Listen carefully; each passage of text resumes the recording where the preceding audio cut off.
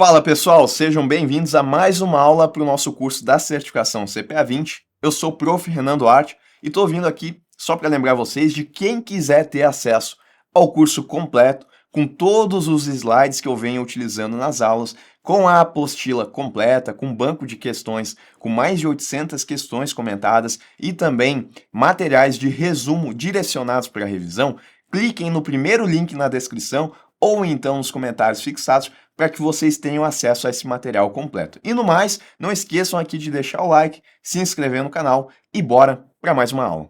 Vamos lá, pessoal, a gente vai entender agora o que é a política monetária. Primeiro, então, a gente tem que saber que política monetária são as ações do Banco Central que visam afetar o custo do dinheiro, taxas de juros e a quantidade de dinheiro também, o que a gente chama de condições de liquidez de uma economia. Vamos lá. Política, quando eu falo de política, são as ações que o governo vai tomar. Perfeito, isso em qualquer contexto. Quando eu falo de política monetária, são as ações que o governo ele vai tomar no sentido de controlar a quantidade de moeda na economia do nosso país. E quando eu falo moeda aqui, eu não estou me referindo à moeda metálica, eu estou falando também da moeda, do papel moeda. Estou falando de todo o dinheiro que circula na economia. Então, são ações do governo no sentido de controlar a quantidade de moeda que tem aqui na economia. E isso a gente faz principalmente afetando o custo do dinheiro, que é conhecido como taxa de juros. Tá? Afetando o custo do dinheiro, eu consigo controlar qual que é a quantidade de dinheiro na economia. E quando eu falo de dinheiro na economia, eu também me refiro à liquidez da economia. Quanto mais dinheiro, mais liquidez. Por que se faz isso, então, Renan? Por que o governo vai querer controlar a quantidade de dinheiro?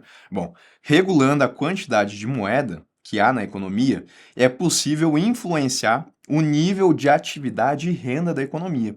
Ora, visando o crescimento econômico ou aumento do PIB. Lembra, PIB é a soma de todos os produtos e bens e serviços produzidos em um determinado país. Geralmente, a gente viu que quanto maior o PIB, maior é a qualidade de vida das pessoas, maior é a riqueza do país, de maneira geral. Então, aumentar o crescimento econômico é bom, aumentar o PIB é bom. E também a política monetária ela é utilizada para controlar a inflação. A inflação, o que ela é? Ela é o aumento generalizado de preços dos produtos. E a gente sabe que isso é ruim. Então, o governo ele pode utilizar da política monetária, controlando a quantidade de moeda que há na economia, para fazer um controle da inflação. Como que isso funciona? Eu vou mostrar dois cenários diferentes aqui, tá? No cenário A, eu tenho a taxa de juros de referência aqui no nosso país, que é a Selic, onde ela está em 14%. E no cenário B, essa mesma taxa, agora ela está em 5%. Isso ao ano, tá? Bom, custo do dinheiro é a taxa de juros, e a taxa de juros que a gente tem de referência para as demais taxas do nosso país é a taxa Selic. Quando a taxa ela está mais alta, isso significa que o crédito ele está mais caro. Provavelmente, se eu, pessoa, for até uma instituição financeira solicitar um empréstimo, nesse cenário A, eu vou pagar uma taxa de juros quando eu for fazer esse empréstimo, que vai ser mais alta do que no cenário B. Porque eu não vou pagar 14%, né? Não necessariamente. Mas essa, como ela é uma taxa de referência, ela impacta na taxa que eu vou pagar. Então pode ser que aqui no cenário A, só um exemplo, tá? Se eu for pegar um empréstimo, significa que eu vou pagar uma taxa mensal, já nem estou falando ao ano, tá? Uma taxa mensal de 5% ao mês. Crédito pessoal geralmente é alto assim.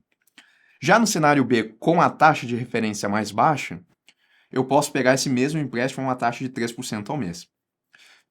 Se eu sou uma pessoa racional, eu vou preferir pegar esse empréstimo, se eu puder escolher, no cenário B, aonde a taxa para mim ela está mais barata do que no cenário A.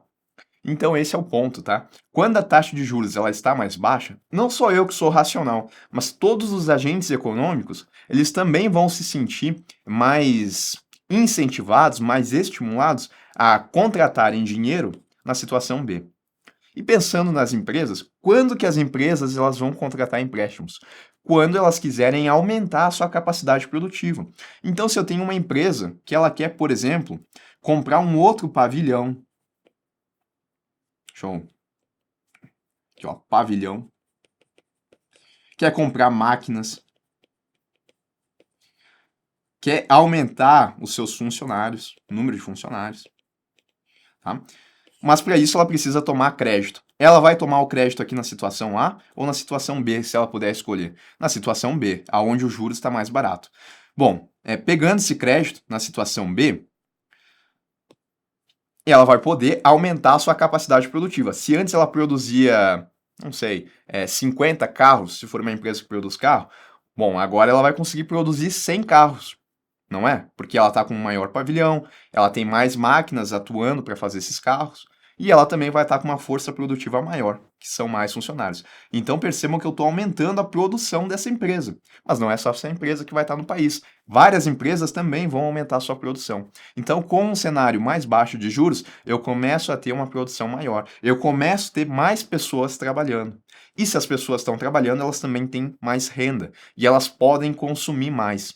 Por isso que na situação onde a taxa de juros ela está mais baixa, é esperado o quê? É esperado um maior crescimento econômico, um aumento da produção no país, um aumento do PIB. E isso tudo eu fiz regulando a taxa de juros.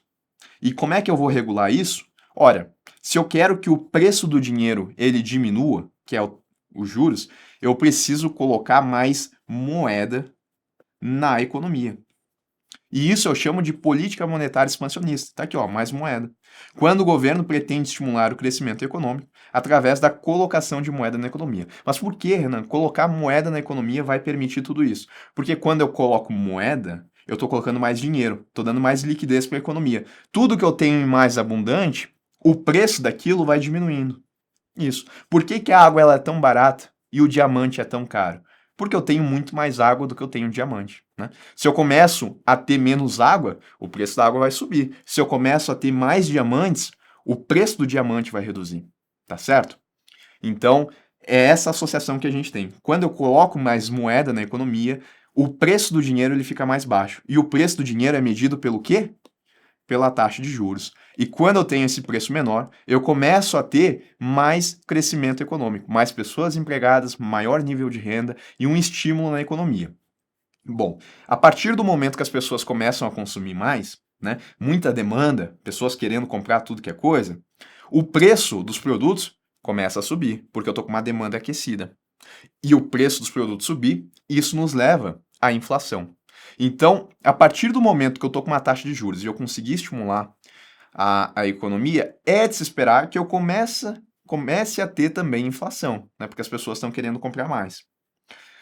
E bom, a partir do momento que essa inflação ela começa a perder o controle, ou seja, começa a ter muita inflação, o governo ele tem que fazer uma política no sentido contrário. Afinal, a gente tem uma meta de inflação que ela é definida pelo Conselho Monetário Nacional e que o Banco Central ele tem que alcançar essa meta. Ele não pode deixar a inflação ficar descontrolada.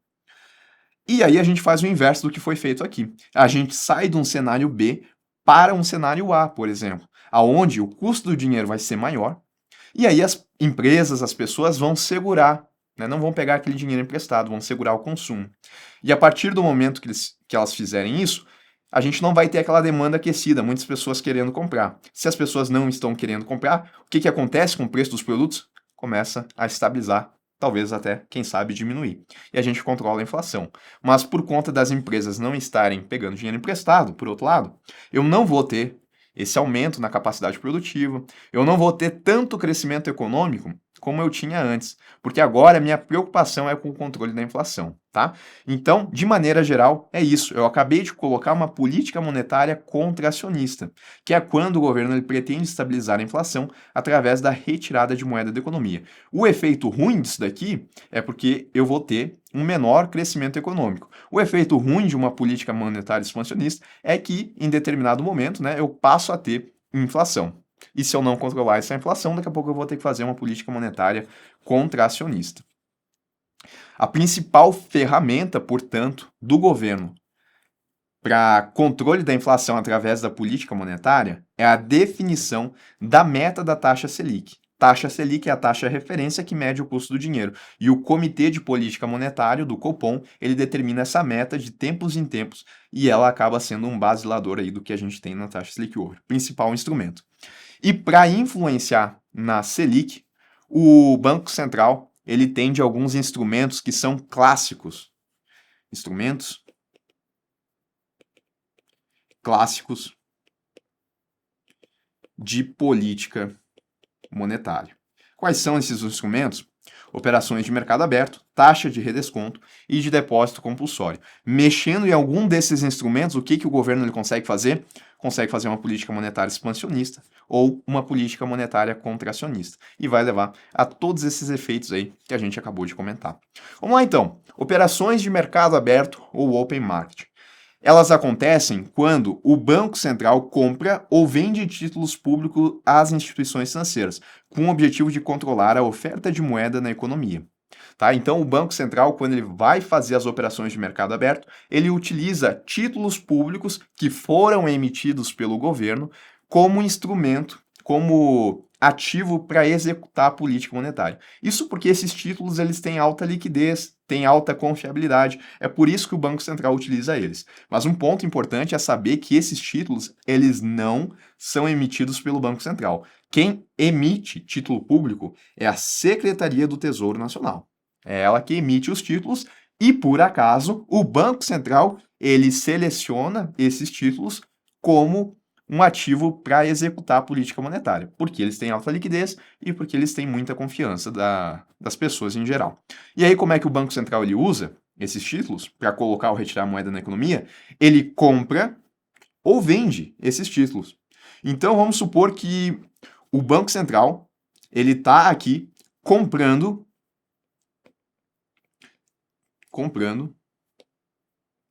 títulos públicos das instituições financeiras. Se o Banco Central compra, significa que ele vai tirar dinheiro dele e vai mandar para as instituições financeiras. E as instituições financeiras vão mandar para o Banco Central títulos públicos federais. Tá? Então, o Banco Central manda dinheiro e a instituição financeira manda um título público. Uma vez que o Banco Central ele mandou dinheiro aqui para as instituições financeiras, esse dinheiro ele começa a ser propagado na economia. E como a gente tem mais dinheiro na economia, a gente tem o custo do dinheiro reduzindo. Então, aquela taxa, que é a taxa Selic over, ela começa a cair, e daí a gente entra naquelas situações que a gente acabou de ver, aonde eu tinha um cenário A e um cenário B. No cenário B, eu estava com uma taxa mais baixa, e isso fomentou mais crescimento econômico, mais empregos, e eventualmente poderia gerar uma inflação, tá? Então, quando o Banco Central ele compra títulos públicos, ele está mandando dinheiro para a economia. As instituições financeiras vão utilizar esse dinheiro e, através do efeito multiplicador bancário, esse dinheiro vai chegar na economia e vai reduzir o preço. Por outro lado, se o Banco Central, ele ao invés de comprar, ele vende títulos públicos, ele vai pegar um título que está na carteira dele e vai vender às instituições financeiras. Então ele manda o título e a instituição financeira manda o dinheiro para o Banco Central. Esse dinheiro que estava antes na economia, agora vai lá para o Banco Central e não fica mais na economia. Em outras palavras, eu estou retirando dinheiro da economia. Se eu retiro dinheiro da economia, isso significa que a taxa de juros ela vai subir, o custo do dinheiro vai subir porque eu estou com menos dinheiro circulando. E aí eu tenho uma política monetária contracionista, tá? Então qual que é o ponto? Política monetária expansionista acontece quando o Banco Central ele compra títulos, injetando dinheiro na economia. Política monetária contracionista acontece quando o Banco Central vende títulos, retirando dinheiro da economia, tá? E isso ele pode fazer mais comumente com os chamados dealers, tá? Que são instituições financeiras que o Banco Central escolhe para executar a política monetária. Não é qualquer instituição financeira que é um dealer, tá? São algumas instituições que são selecionadas como dealers. E elas são chamadas de dealers porque é um grupo seleto. Mas o Banco Central ele também pode fazer essas operações com outras instituições financeiras. O detalhe é que ele utiliza mais os dealers para fazer a condução da política monetária quando ele usa operações de mercado aberto. E vale dizer, tá? As operações de mercado aberto, essas operações são um instrumento que o Banco Central tem que é o mais ágil, tá? É o instrumento mais ágil que ele tem. Porque Quando ele executa aqui, já no dia ele consegue retirar ou colocar dinheiro na economia, e a economia já passa a ter esse efeito aqui, que ele quer, né? Se é de baixar ou de subir a taxa de juros. Do outro lado aqui eu tenho a taxa de redesconto. As operações de redesconto do Banco Central, a operação ela consiste em empréstimos pelo Banco Central às instituições financeiras que estão com pouco dinheiro em caixa para manter suas operações, tá? Então, se a instituição financeira, por exemplo, ela está fechando caixa no negativo, ela precisa tomar dinheiro, porque ela não pode fechar em negativo. Uma opção que ela tem é ir até o mercado interbancário e solicitar esse dinheiro com outras instituições financeiras. Mas vamos supor que daqui a pouco todas estão com dificuldade, nenhuma está encontrando crédito. Aí, muitas vezes elas acabam recorrendo ao Banco Central para tomar crédito. É isso que faz o Banco Central ser considerado banco dos bancos. Porque ele é um emprestador em última instância às instituições financeiras que precisam de dinheiro para resolver situações imediatas de liquidez, tá? Banco dos bancos. Aí o Banco Central ele faz esse empréstimo que é conhecido como uma operação de redesconto. O detalhe é que também a operação de redesconto pode ser utilizada como instrumento de política monetária. Porque se o Banco Central ele estabelece que a taxa que ele vai cobrar para esses empréstimos ela é mais alta, isso pode desestimular as instituições financeiras a sair emprestando para qualquer cliente. Porque elas sabem que se elas forem recorrer ao Banco Central, a taxa de juros vai estar muito alta, elas vão ter que pagar mais caro. Por outro lado, se o Banco Central ele diminui essa taxa, é um estímulo para que as instituições financeiras façam mais empréstimos. E aí, através do efeito multiplicador de crédito, a gente vai ter mais dinheiro na economia, tá? Então, eu tenho uma política monetária expansionista quando o Banco Central ele diminui a taxa de redesconto. Mais empréstimos, mais dinheiro circulando na economia. E eu tenho uma política monetária que ela é contracionista quando o Banco Central ele aumenta essa taxa de redesconto. Menos empréstimo, menos dinheiro na economia, taxa de juros, ela fica mais cara. E eu ainda tenho um outro instrumento, que é o depósito compulsório. Agora a gente vai entender desse multiplicador bancário, tá? Quando uma pessoa ela vai a um banco e realiza um depósito, parte do valor ele é recolhido pela instituição financeira no Banco Central, na forma de um depósito compulsório. Vamos entender por quê? E daí eu explico esse conceito de multiplicador bancário. Então, suponha aqui que eu tenho uma pessoa que ela vai depositar na conta corrente dela, no banco, R$ 100.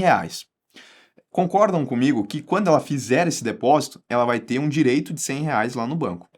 O banco, ele pode utilizar desses R$ 100 aqui para sair fazendo empréstimos. Se não existir o compulsório, inclusive, ele pode pegar esses R$ 100 aqui e emprestar exatamente esses R$ 100 a uma outra pessoa. E aí, vamos supor que essa outra pessoa ela tem uma dívida com um mercado aqui, por exemplo. Ela vai lá, com esses R$ 100 que ela pegou emprestado, ela paga esse mercado. O mercado aqui, ele recebeu esses R$ 100, é dele, né? A pessoa pegou emprestado, pagou, é dele. Ele não tem que devolver ao banco, não tem que devolver a ninguém, é dele. Aí ele vai lá e deposita na conta dele esses mesmos R$ 100. Pode acontecer, né? Depositou em conta. E aí a instituição financeira recebeu os R$ 100, o que ela vai fazer? Ela vai emprestar. E aí a gente pode voltar nessa mesma situação, né? Ela vai emprestar R$ 100 para uma pessoa, essa pessoa talvez vá pagar uma dívida que ela tenha, e essa outra pessoa vai depositar no banco, e aí a gente vai continuando. Esse processo não tem fim. Esses R$ 100 iniciais aqui dessa pessoa, ele vai gerar dinheiro infinito, se a gente não tiver uma trava nisso. Isso é o que a gente chama de multiplicador bancário. Os R$ 100 de uma pessoa aqui, eles estão virando muito dinheiro, muito... É o que a gente chama de moeda escritural, tá? Tá virando muita moeda na economia. Só que isso é ruim, obviamente, no sentido de que, como esse processo não tem fim, para essa pessoa, quando a gente pensa todas as pessoas depositando e esse processo não tem fim, a gente vai ter muito dinheiro circulando na economia e isso vai fazer com que o dinheiro ele perca muito valor. E aí a gente vai ter situações de hiperinflação. Então, para evitar que esse processo ele continue de maneira infinita, o Banco Central ele estabelece o chamado depósito compulsório. Ele consiste, então, em um percentual que as instituições financeiras têm que recolher de maneira obrigatória em contas que elas têm lá no Banco Central. Se esse percentual ele for, por exemplo, de 10%, Isso significa que se a pessoa depositar R$ 100, o banco, a nossa instituição financeira, ela vai ter que depositar de maneira obrigatória lá no Banco Central 10% desse valor, R$ 10. E agora ela só vai ter R$ 90 para continuar com os empréstimos. Aí é aquela situação, emprestou 90, a pessoa pagou a dívida de 90, o banco vai receber um depósito de 90 do mercado, né, como a gente falou, só que desses 90 que ele acabou de receber, ele vai ter que depositar R$ 9 lá de forma compulsória. E agora ele só vai poder emprestar a diferença, só vai poder emprestar 81. Cada vez menos, cada vez mais ele vai emprestar menos. Tá? A cada ciclo que a gente vai andando aqui, como ele vai tendo que guardar um percentual sempre, ele vai conseguir emprestar menos. E esse processo ele vai ter um fim. Antes ele era infinito. R$ 100 viravam infinito, a gente não tinha um limitador. Agora a gente tem. Esses R$ 100, ele só pode virar um tanto de moeda escritural. Por que moeda escritural? Porque essa moeda se chama escritural porque ela não é uma moeda física, ela não existe sem ser nos registros do banco. Ela não é a moeda fiduciária que a gente chama, tá? É uma moeda escritural porque só existe no registro do banco. E, e aí tem um fim, tá? Esse fim a gente consegue ver através dessa equação aqui. Então, o multiplicador ele consiste nesse cálculo. 1 dividido por R. R é a taxa de compulsório. Então, nesse exemplo aqui, a taxa era 10%, eu coloco 1 dividido por 0,1, isso daqui vai dar um cálculo, né? E do cálculo aqui eu vou fazer um mais fácil para não errar aqui na conta, tá? Vamos supor que a taxa de compulsório, ela fosse de 20%, tá? Isso significa que o poder de multiplicação aqui seria de 5, né? 1 dividido por 0,2, 5. Acho que 1 dividido por 0,1 dá 10, né? Então, vamos voltar aqui. 1 dividido por 0,1, isso dá 10. Significa que o meu multiplicador é 10 vezes, perdão. Como assim, Renan? Bom, eu coloquei R$ 100 na conta do banco, né? Significa que R$ 100 multiplicados por 10, esses R$ 100 vão virar, no máximo, R$ 1.000. Não é mais infinito. Antes era infinito, agora não é mais. Tá? Então, R$ 100 é o que existe fisicamente, moeda fiduciária. E R$ 900 é a moeda escritural, que só existe no registro do banco. Então, um depósito de 100 com um depósito compulsório de 10% pode virar até 900 de moeda escritural, totalizando R$ 1.000. Renan, e se o depósito compulsório ele fosse de 20% ao invés de 10%? Se fosse 20%, eu ia fazer essa conta e eu ia ter um multiplicador de 5. Então, os R$ 100 que eu depositei, eles virariam no máximo R$ 500 na economia. 400 de moeda escritural e os R$ 100 de moeda física, moeda fiduciária. Tá certo? Então, percebam que quando eu aumentei a minha taxa de compulsório, eu diminuí o poder de criação de moeda e eu vou ter menos moeda circulando na economia. Se eu não ter o depósito compulsório, a criação de moeda ela é infinita, né? Porque o resultado disso daqui vai ser infinito. Perfeito, tá? Bom, além do depósito à vista, o Banco Central ele também pode estabelecer depósito compulsório sobre recursos de depósito de poupança e de recursos a prazo. Quando o Banco Central ele diminui os percentuais de compulsório, eu tenho uma política monetária expansionista. Ora, se antes eu tinha 20% de compulsório e passei a ter 10%, eu diminuí a taxa de compulsório e eu aumentei a criação de moeda. Né? Eu passei de R$ 500 que viraram na economia para R$ 1.000. Então, mais criação de moeda, política monetária expansionista. Se o Banco Central ele aumenta os percentuais de compulsório, aí eu tenho uma política monetária contracionista. Eu saio daquele poder de multiplicar por 10 e vou para 20%. Agora, o meu multiplicador, antes aqui era de 10, né? Agora o meu multiplicador ele vai ser de 5. Menos moeda circulando na economia, política monetária que é do tipo contracionista. Tá? Então, qual que é o ponto? O ponto é o seguinte: expansionista, Banco Central diminui os percentuais de compulsório. Quando eu diminuo os percentuais de compulsório, eu tenho um maior multiplicador bancário. Se o Banco Central ele aumenta os percentuais de compulsório, eu tenho um menor multiplicador e eu tenho uma política monetária que ela é contracionista. Um outro ponto que é importante saber aqui, tá? é que os depósitos compulsórios também assumem o papel de colchões de liquidez, isto é, reservas de emergência que podem ser utilizadas pelas instituições financeiras a critério do Banco Central em situações de crise, como a que ocorreu em 2008, tá? Então, se acontecer uma crise econômica que está faltando dinheiro na economia, o Banco Central ele pode autorizar as instituições financeiras a recolher esse valorzinho aqui, que está depositado lá na forma de compulsório. E por isso que são chamados de colchões de liquidez, porque uma vez que as instituições elas pegarem esse dinheiro, elas passam a ter mais dinheiro circulando na economia. E isso é importante em situações de crise econômica, aonde a gente precisa de mais dinheiro circulando na economia, tá bom? Então, só para a gente recapitular aqui, primeiro ponto, política monetária, as ações do Banco Central no sentido de influenciar a taxa de juros de referência, que é a Selic, e a quantidade de dinheiro na economia. Por que isso é importante? Mais dinheiro na economia significa uma taxa de juros menor, menor custo do dinheiro. Isso vai aumentar o crescimento econômico, vai aumentar o nível de emprego, vai aumentar a renda das pessoas. Vai aumentar também a liquidez da economia, porque eu tenho mais dinheiro na economia. Se eu tenho o contrário disso, uma taxa de juros mais alta, eu tenho um controle da inflação. Mas o lado negativo é que eu vou ter um menor crescimento econômico, menos empregos, e também vou ter uma menor renda para as pessoas de uma economia que ela é menos líquida, tá? Tudo isso acontece através do preço do dinheiro. Qual que é o principal instrumento? A definição da meta da taxa Selic.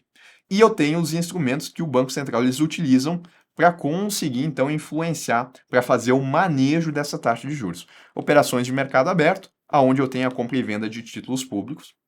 E aí eu vou ter uma política monetária expansionista quando acontecer a compra por parte do Banco Central e uma contracionista quando o Banco Central vender esses títulos às instituições financeiras.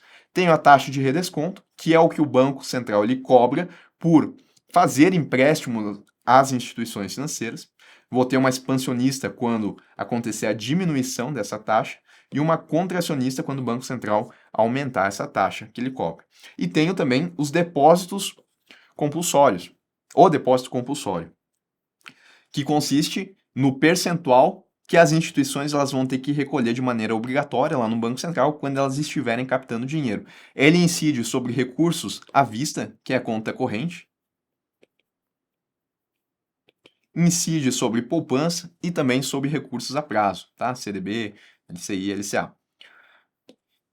E quando o Banco Central ele diminui percentuais de compulsório, diminui a taxa de compulsório, eu tenho um maior multiplicador, o que, por consequência, né, eu tenho mais moeda na economia, política monetária expansionista. E se aumenta esses percentuais, eu tenho menor multiplicador bancário e tenho uma redução, então, na moeda em circulação e, por conta disso, uma taxa de juros que é maior. O instrumento mais ágil, operações de mercado aberto, tá? Geralmente, essas outras duas, a taxa de redesconto e o depósito compulsório, eles não são tão mexidos pelo Banco Central quanto as operações de mercado aberto, que elas acontecem diariamente, essas operações de mercado aberto, para influenciar na taxa Selic. Agora, taxa de redesconto e depósito compulsório, elas ficam estabilizadas. Eventualmente, o Banco Central ele acaba mudando, mas aonde ele usa mais é realmente nas operações de mercado aberto.